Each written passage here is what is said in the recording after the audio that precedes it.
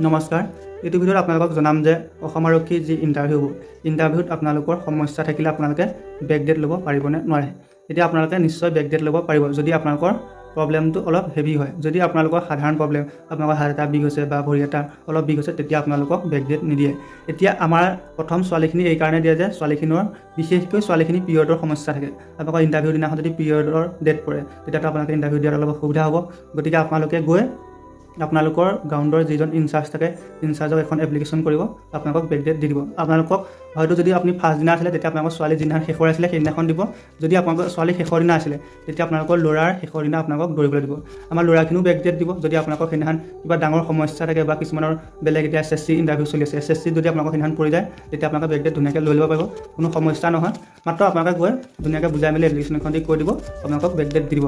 কোনো ধৰণৰ সমস্যা নহয়, সকলোৱে ভালদৰে দৌৰা, লং জাম্প আৰু আমাৰ যিখিনি AB কাৰণে লোৱা এপ্লাই কৰিছে